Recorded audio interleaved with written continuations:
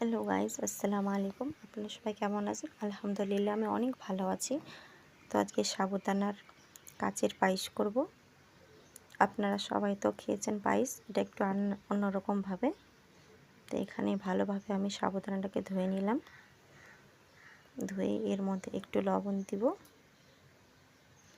অল্প জল দিয়ে যেন ডুবে হালকা হালকাভাবে এটাকে 15 মিনিট 20 মিনিটের মতো ভিজিয়ে রেখে দেব।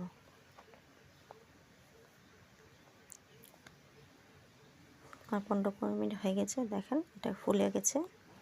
এবার ভালোভাবে আমি হাত ধরে চেপে চেপে মেখে নিব। ভালোভাবে মেখে নিয়েছি। আপনাদের অসুবিধা হলে মিক্সচার মেশিনে বেটে নেবেন। এবার হাতে আমি একটু ঘি লাগিয়ে দিলাম। এবার এখানে একটু নিয়ে এটা একটু বল বল করে নেব। এইভাবে আমি সবগুলো করে নিব। অল্প অল্প করে মিশ্রণ নিয়ে এভাবে গোল গোল করে হাতে একটু ঘি লাগাতে হবে। সবগুলো করা হয়ে গেছে। এবার একটা কড়াইয়ের মধ্যে আমি দুধ দিয়েছি, ভালোভাবে এটা কিছুক্ষণ ধরে ফুটিয়ে নিব। এবার এখানে আমি গরুর দুধ ব্যবহার করলাম। এটাকে দিয়ে ভালোভাবে ভালোভাবে ফুটে যাবে, দুধটা ঘন হয়ে যাবে। এখানে আমার দুধটা অনেকটা ঘন হয়ে গেছে।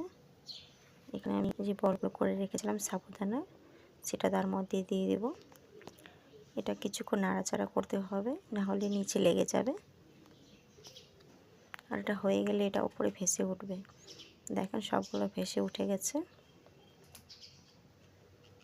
এবার আমি এর মধ্যে পরিমাণ মতো চিনি দিব।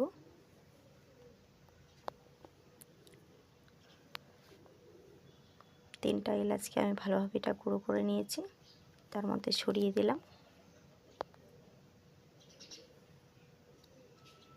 এটা ঘন ঘন হয়ে গেছে, দেখেন কত সুন্দর লাগছে। আমি একটা আপনাদেরকে তুলে দেখাচ্ছি, দেখেন কত নরম হয়ে গেছে। এটা হয়ে গেছে, এবার ঠান্ডা হয়ে গেছে। এবার আমি একটা বাটিতে ঢেলে এটা ফ্রিজে রেখে দেবো কিছুক্ষণের জন্য। ঠান্ডা ঠান্ডা খেতে খুব সুন্দর লাগে, আপনারা অবশ্যই ট্রাই করবেন এটা।